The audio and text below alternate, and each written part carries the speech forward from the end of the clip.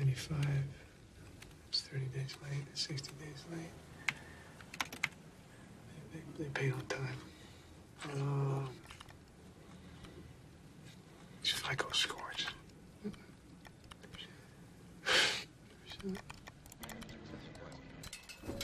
Late. Well, they caught up on their payments.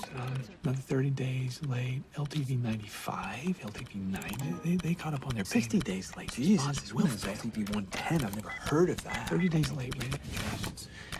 7 rate adjusts. LTV 90, 95, 90. Jeez.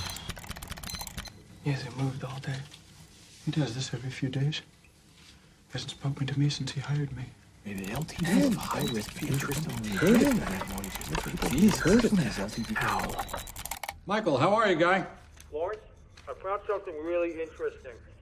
Great, Michael. Whenever you find something interesting, We all tend to make money. What stock are you valuing? No stocks. I want to short the housing market. really. But the housing market is rock solid. Solid. Greenspan just said. Bubbles are regional, defaults are rare. Tell them I'll be there. In a minute. Say again? Look, Greenspan's wrong. I don't think you mean to do this, but sometimes you sound very Dismissive and superior. superior. It's a fact. Greenspan's wrong. I don't know how else you want it. Look, Michael, Metro Capital, Back to 4 years ago when you were a doctor with a dinky web page and some. inheritance money. We've all done very well. Why don't you just stick with stocks? You know me. I look For value wherever it can be found. And the fact is that these mortgage-backed securities are filled with extremely risky subprime adjustable rate loans, and when the majority of the adjustable rates kick in 07, they will be. begin to fail. And if they fail above 15%, the whole bond is worthless. Michael, just take a beat. We'll talk about this later. okay? Lawrence, please don't patronize me. It's Mortgage-backed securities, subprime loans, tranches. It's pretty confusing, right? Does it make you feel bored or stupid? Well, it's supposed to. Wall Street loves to use confusing terms to make you think only they can do what they do. Or even better, for you just to leave them the fuck alone. So here's Margot Robbie in a bubble bath to explain.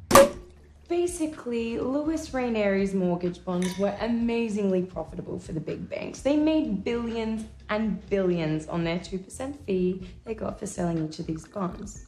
But then they started running out of mortgages to put in them.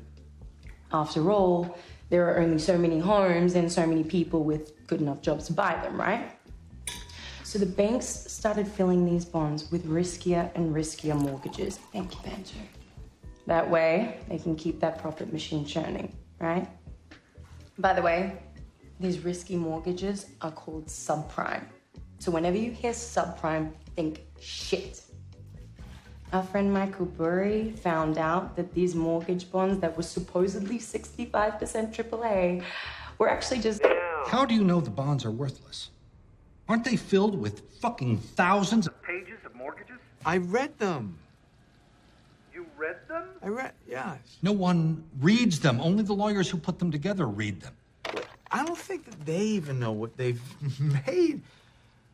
The housing market is propped up on these bad loans. It's a time bomb.